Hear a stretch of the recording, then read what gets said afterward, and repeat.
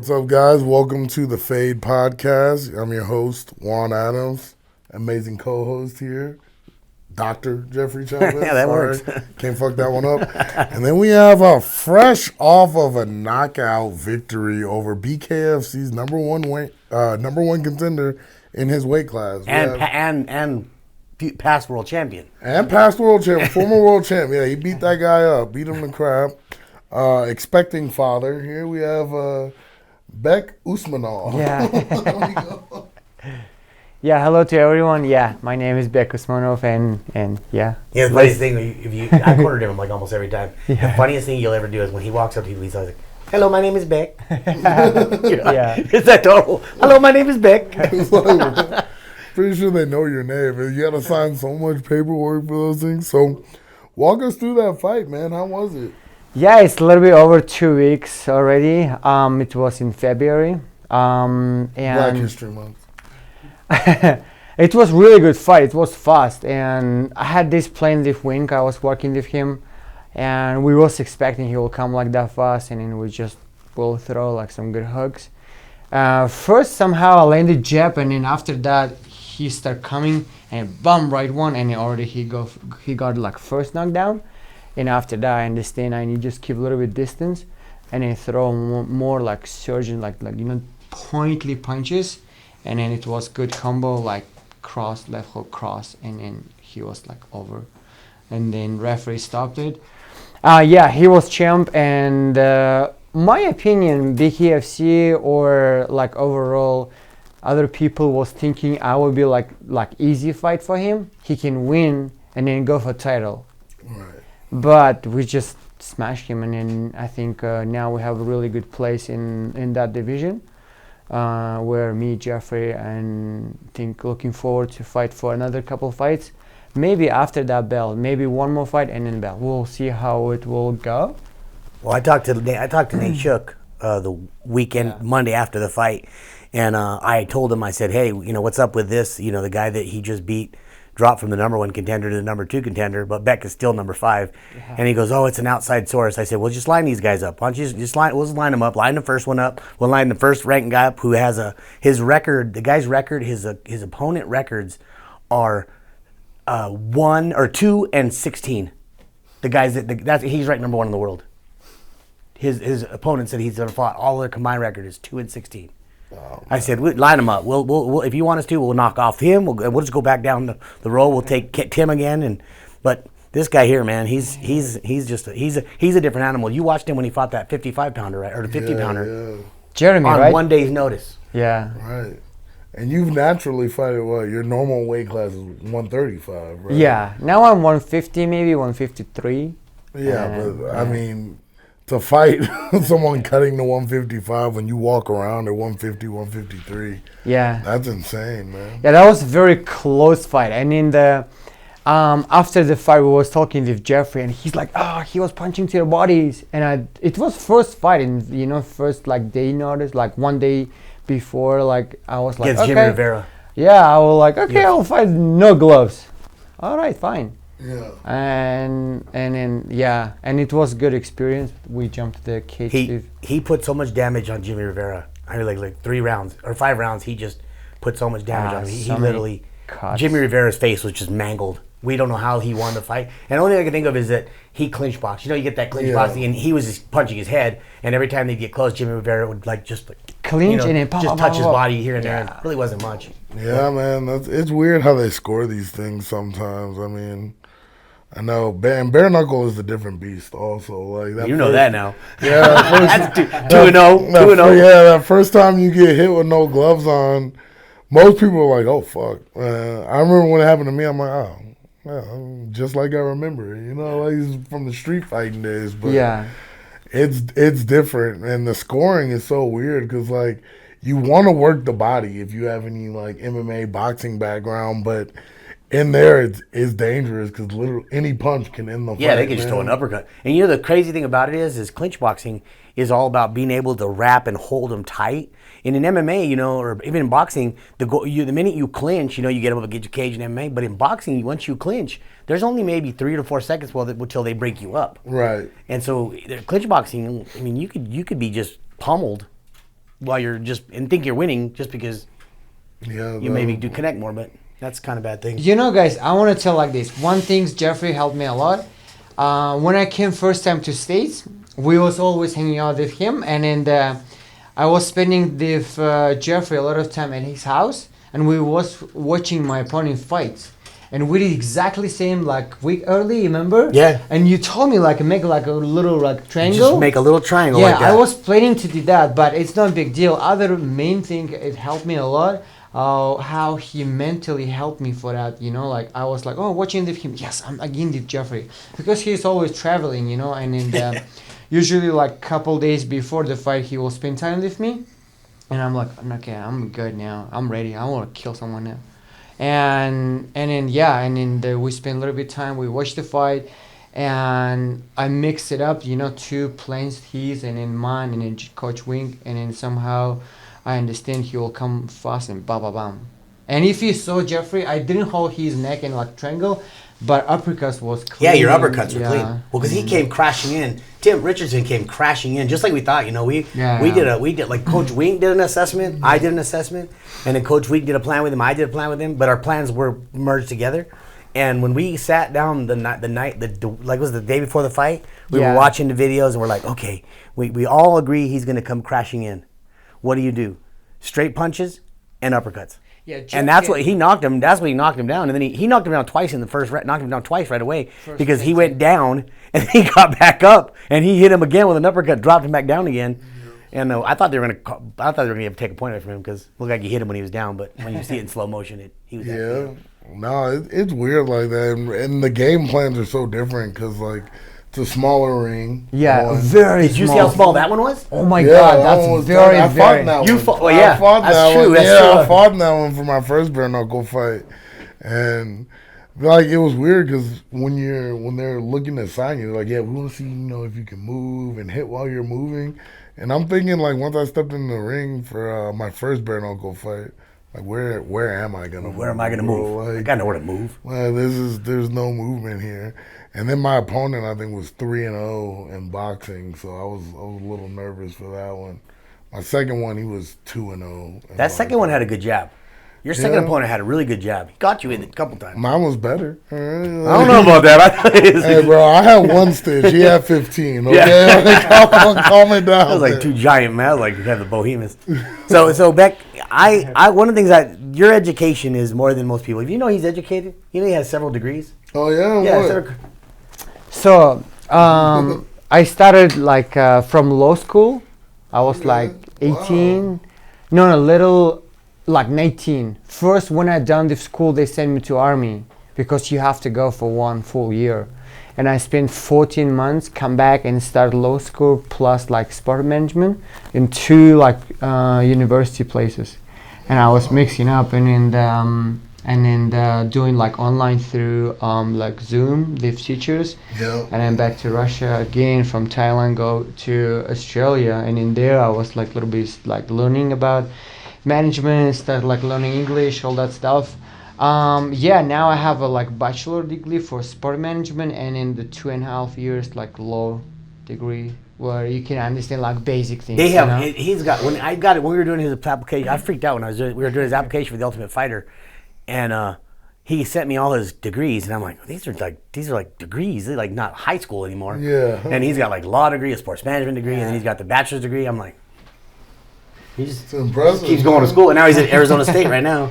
Yeah, I'm doing like online with Arizona like university through my work when I'm working, and they just teaching for basically, you know, like for leadership, how you can like manage people and yeah. Where are you working now?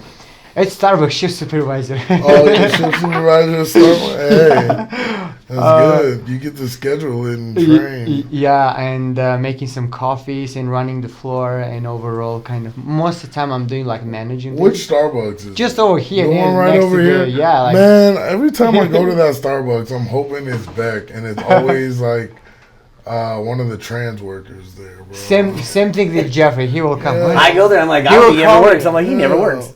I'll be in there and I'm like, whatever, all right, cool, yeah. Can I have One time I went there and they saw me, and I went to pay, and the guy's like, no. I'm like, We no. You gonna take my money? He's like, no. And he gave me a free meal because of Beck. He gave me free coffee because of Beck, and just because he knew I was his manager. Awesome. Scored one for Jeff. Hey, Yeah, there are a lot of good people. you guys and- show them this episode afterwards, so I can get some free shit over. From Street Swag. I will. They gonna get? Are you were talking to me about a couple months ago? You said you were possibly wanting to get your own store. Most likely, but there's a lot of work, and then it's like a tricky question. If you will turn that way, you have to put all your energy and in your mind over there, and then spend at least 40 hours per week. Plus, if something happened, if you're a store, you will just go and then, okay, now I have to close it because my clothes is down or sick or something like that.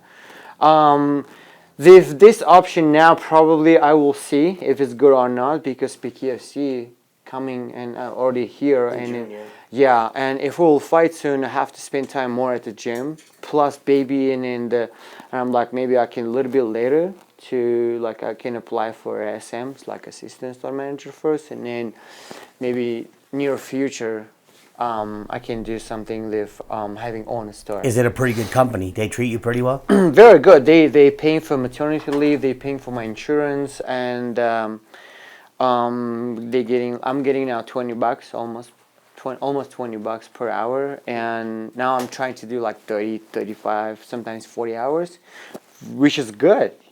Covering all bills, and then every time when I'm going to session, I'm bringing some coffee for coach, some money from my tips. Like every time $20, coach, this one for you, coach, this one for you.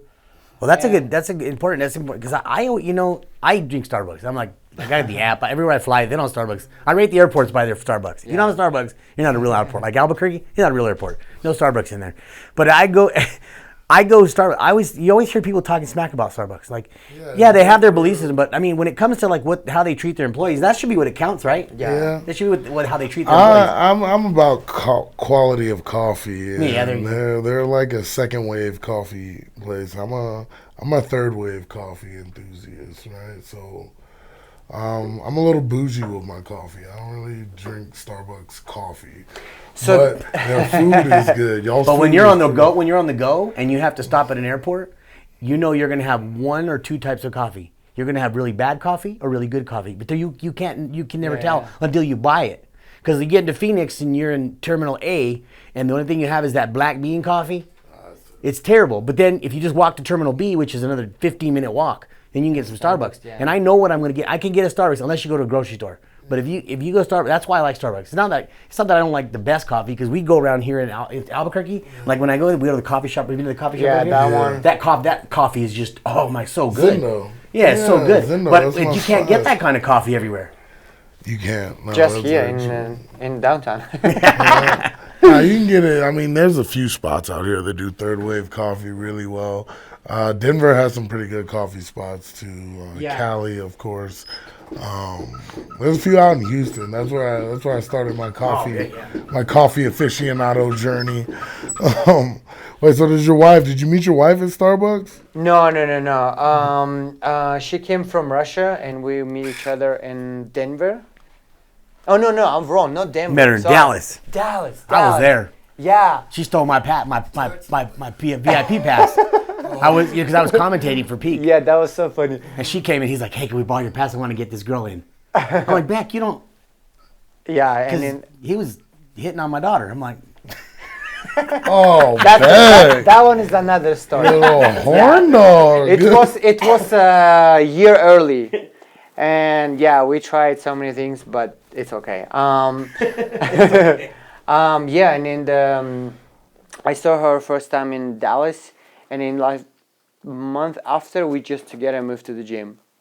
And first time we're living upstairs, Jeffrey. Yeah. And then that's impressive. Yeah, I was training, going down, and she was pretty too. When I saw her, I was like, "Oh, Beck got game.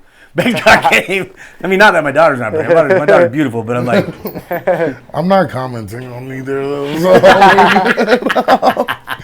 Well, okay, so so what was it like living with your partner in the gym? We've had some people try that, and like, we are very close. We don't have some like bad habits, like I don't know, like doing some stupid things like smoking or like dancing, drinking, or something like this. Dancing or drinking.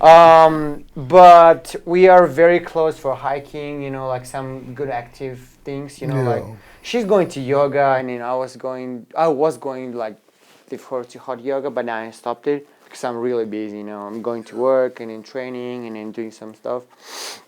And yeah, I think it's very helpful, you know. She's doing like, when I was cutting my weight, she will like make for me like meals, you know. I will come home after the session. Oh, nice, it's ready already. Eat my food and go back, sleep, relax. And it's just mentally helpful. When I was alone, that person was Jeffrey.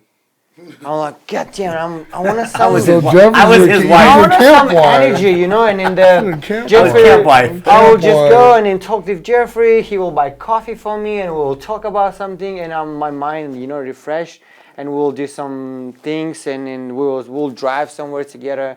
And then yeah, I think it's very helpful if you have a correct direction, you know, to go. Partner can be really helpful. During camp, right? Not just during camp, overall, because my and her goals, like together, you know, we know what we want now. What is it that you want? So she wants a big family. That was my goal too. I was telling to you, like, kind of what you have, more kids. We want at least 4 or 5. Next 10 years. I don't want 5 kids. Next 10 years. He's like you, Jeffrey. I'm like, no. You're not gonna have Irish twins, is what I'm hearing. I think it's good, solid plan for next 10 years. Having big family, big house, like kind of American dream, you know, having big house like Jeffrey does. When I saw his first time his house, I get in. I'm like, oh my God, that's what I want. And I'm like, he's holding at least 500,000 house. I'm like, damn it, that's beautiful, clean, big, beautiful, like a garage, trailer, whoa, dogs. They've been holding out on us here, right? This guy rich. Why don't we shoot this at your house, man? Come on. You're going to keep that out. My wife's there. And yeah, she do have like beautiful like kids and wife. I'm like, okay, that's kind of what I want. And then now it's like slowly coming, and then maybe next year we'll get some house. We'll buy some house, but I don't know where exactly. We was like traveling together almost everywhere. But I don't think so it's going to be Albuquerque. I think it will be somewhere in more green zone. You don't want to raise a family in Albuquerque? No green chilies or red chilies anymore. Oh, good. That's fair. I think when I was the first time with Jeffrey in Georgia, I love that place, Jeffrey. Yeah. South Carolina, North Carolina, beautiful. Florida is good too, but it's still hot, you know, like you'll just walk in summertime like 5 minutes, you're already like burning. You don't do enough drugs to live in Florida, man. You don't do any drugs. No, nothing like that, like no smoking, no crazy things. Nothing? Like, yeah, at all. You said dancing was crazy. I was working in my friend's the restaurant. Jeffrey, you know that place? Oh, Vintage? Vintage. I saw how people get drunk and fighting, dancing, and it's like taking a lot of your time. It's crazy. What you keep saying dancing and like crazy. Yeah, they just under something and like, I'm like, what are they doing? Yeah, remember, he comes from a very Muslim, conservative lifestyle.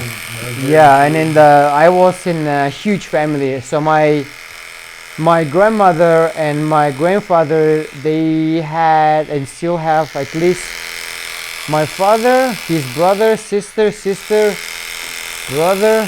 So we have a huge family. And then, and I want to do kind of same in America. I think this place, like, there's a lot of opportunities. You can do whatever you want, just don't make that place, like, that thing's illegal, you know? You can be, like, easy in 1 year, like, $1 million company. So, or maybe more. You did your own business. You got a hit hub, don't you? Yeah, I did mobile app. I'm slowly running it right now.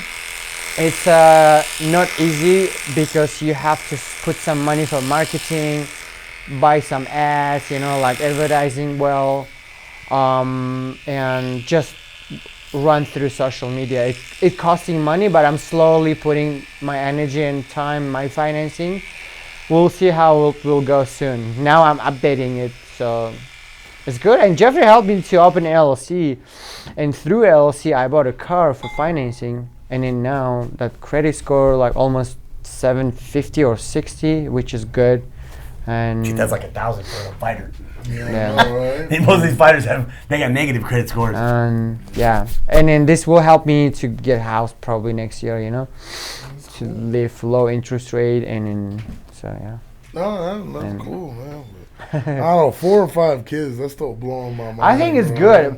good. Usually you think about that. It changes after you have one. Yeah, I think that changes your mind. I mean, when I had my first one, because I have Irish twins. Oh, Nico and man. Megan are only 14 months apart. Oh my God. Yeah, so it changes your mind, especially the second one. You're like, first one you're like, oh my God. And the second one you're like, oh my gosh. I was like, man, if I went to the doctor, I was like, he's like, you want to have a second? I'm like, yeah, you have to chop the whole thing off. I understand. I want to keep it, but I mean, I don't want another kid. It's my best friend, I don't know, man. Because I work with kids all day. you don't have kids right now. Hell no, man. Oh yeah, you're working with kids, right? Yeah, I'm a teacher, bro, and like it's weird.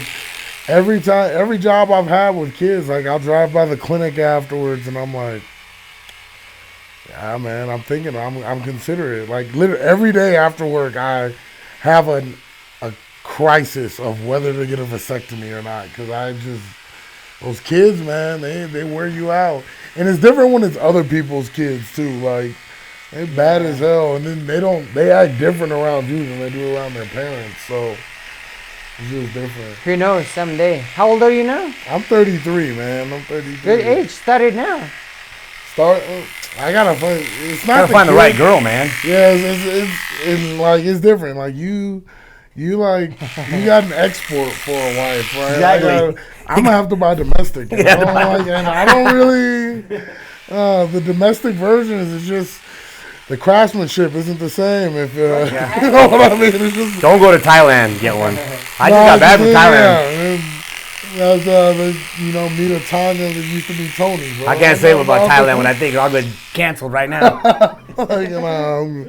I'm good. I'm good on all that. That place good too, but depends what's your goals. It's the timing, and then your plane will sit up, and then you will catch it if it's correct time. Right. I was lucky because I got that ticket from Jeffrey, because that tickets for Peak was expensive.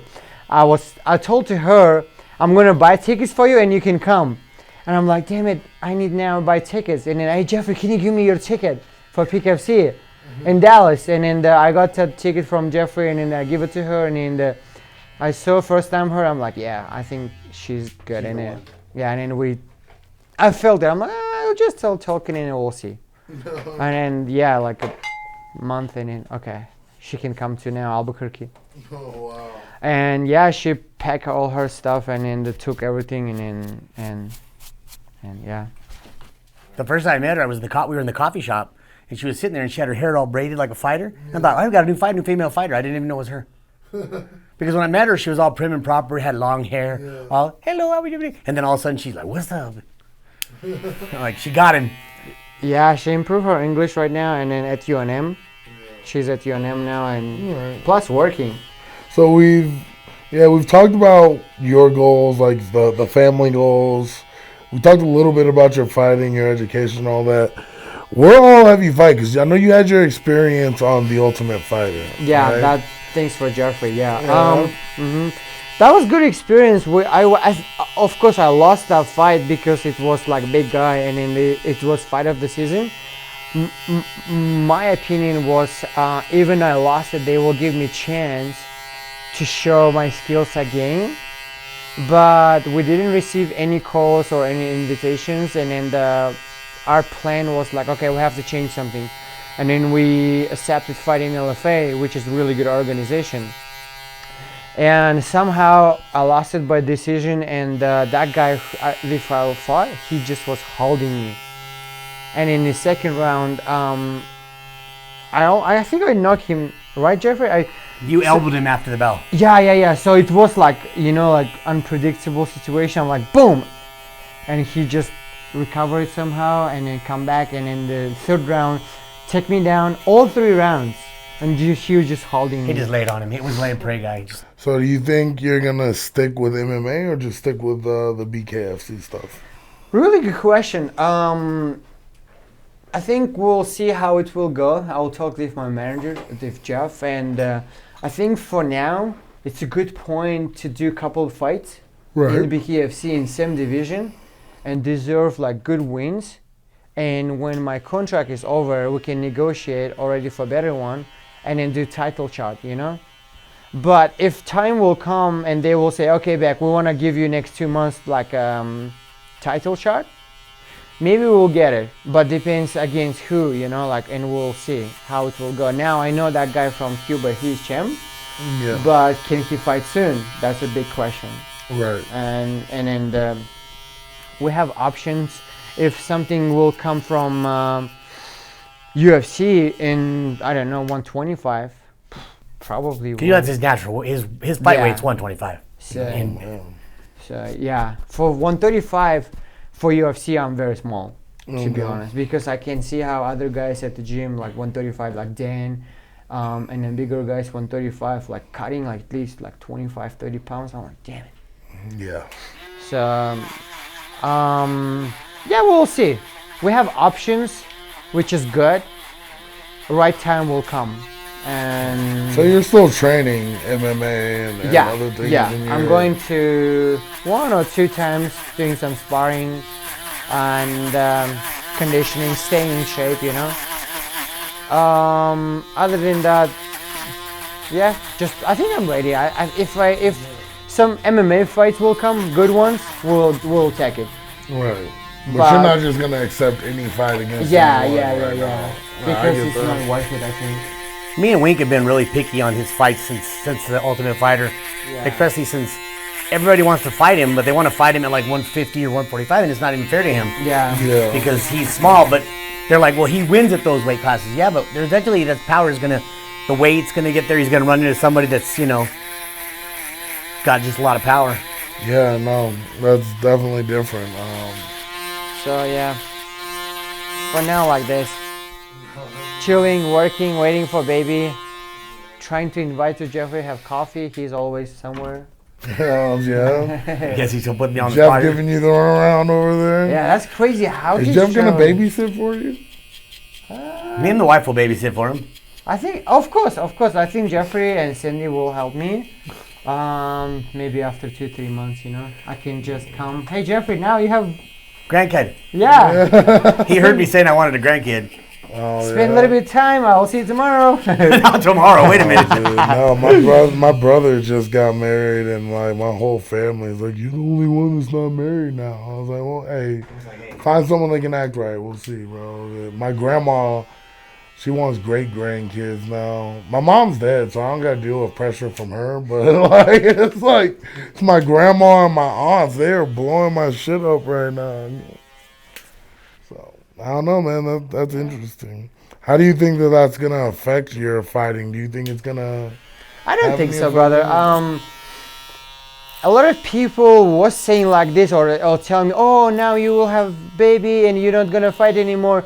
I don't think so. It's correct mindset. My opinion, baby will motivate you. They will like give you. My opinion, my son will give me like more, energy to do more stuff. I want to go to the gym and put 100%, 100% 10 energy. And then train more because I have someone for who I want to work. And then the reason why I'm training, doing a lot of like fights, like putting like my energy in at the gym for them.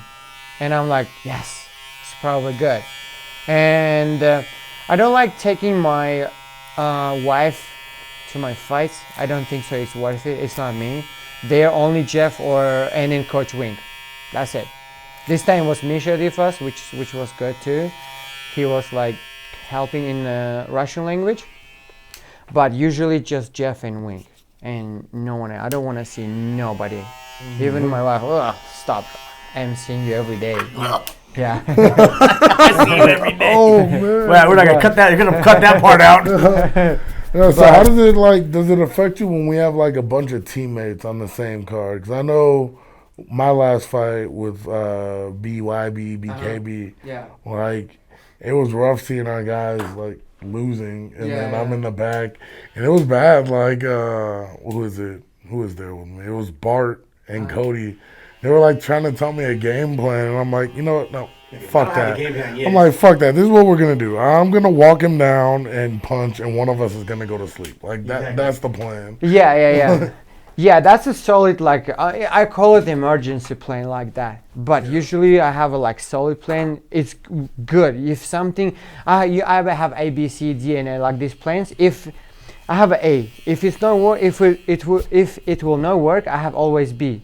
What happen if B will not work too? You always have C. So I'm like that, and I'm doing like circle stuff. Okay. So after C, what you will do? All right, I will just fight. I don't care. Like you said, someone will like knock down, or someone will get cut, or something like this, and fight can over. You will not die over there. There's a referee between you and him. And so, yeah, unfortunately, when in the card or overall you're fighting with your teammates, and you can see in changing room, you like waiting. I was waiting, like sometimes my teammates was fighting, and then they lost, and I'm like, oh, fuck, I have to win to bring something like good energy to them and then two coaches to the gym. But somehow my mindset now is different.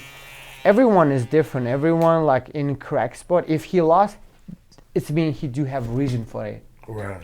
If I win, okay, I have reason because I was doing some stuff for it, and so I don't think so. It's affecting on me like huge, but overall for gym maybe, but for me it's okay. Yeah. We are teammates, but so. So you don't feel any pressure, like I don't think so. No, at all. No. Now every fight now I'm more calm. I'm listening to music, and Jeffrey knows I will have my big headset. He will have his phone, and we will watch fights, and yeah. We were in a different way in the last fight. All the Jackson Wink guys were in one way. We were in the opposite color. We were the opposite color, so we were not anywhere around him. He didn't have to watch. He didn't have to watch me get ready. Yeah. No, I get that. No, because I've been back there before with like teammates that are on the same card and they lose, or like there's a bullshit decision or bullshit disqualification, and it can affect you. Like it definitely does affect me sometimes, especially if it's like one of my really good friends on the team. But now, like as you get older and as you get more experience, you learn to compartmentalize a little better. And you also have to recognize sometimes it can put your coaches on edge when like the whole team's losing and your corner's there and they're cornering them, and then they come back and they have to reassess and try and corner you. It can be a lot for some people. Like I've seen fighters, and you know this too, like even with wrestlers, like there's so many different personalities. Like some people are like they get so locked in, like, oh no, everyone on the team's lost. That means I'm gonna lose. Yeah, they start thinking about karma. You're like, just think about the fight. Yeah. Especially in wrestling, because we've been in wrestling a long time. Wrestling is a whole different ballgame. Wrestling is the hardest sport in my mind. Wrestling is the hardest sport you could ever do. It's the most disciplined sport. But those guys are different breeds. When you get those guys, when they get into MMA, they've already been through the mill. It's that, and we don't get a lot of that. When you like, he's a wrestler, you're a wrestler. Yeah. You go into a fight and you're like, especially MMA, you're like, okay, I've experienced this, and you know that you might lose, but there's a better chance that you're going to win. So let's think about the winning. But in MMA, you see some of these guys, they're just head cases. You're like, oh my gosh, they lost, so and so lost, and I practice with him every week, and all of a sudden I'm like, come on. Yeah. Well, he lost. He wasn't good enough. I should have had better training partners. And you start to question everything. That's one thing that I would never like to do. Like be on the same card as someone that I train like day in and day out for that fight with.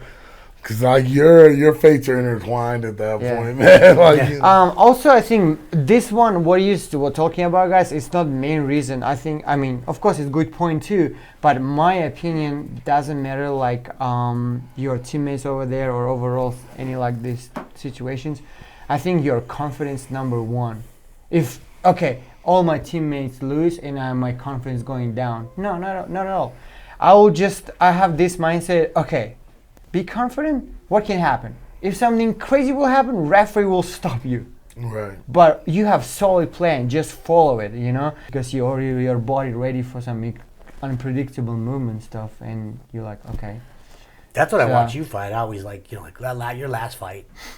I know we're not supposed to talk about you, but your last fight, I mean, everyone was like, well, he got knocked down. I'm like, no, he got caught in the ropes. He sat down on the ropes and he said, okay, I'm going to think about this for a second. Paid the same if I just stop right now. And then I looked at his face. I'm like, nah, I'm going to kill him. Yeah, you're like. That's why I knew I had to get up. So I just went in there and I'm like, all right, looked at the clock. I'm like, I got a minute and a half. Let's end him. He said he wasn't going to make. He's like, hey, this ain't going to last. Yeah. In his interview. Juan Adams, this has been the Fade Podcast. It's our boy getting faded up. If you'd like to come to the gym and catch a fade, you know where we're at. Have a good one.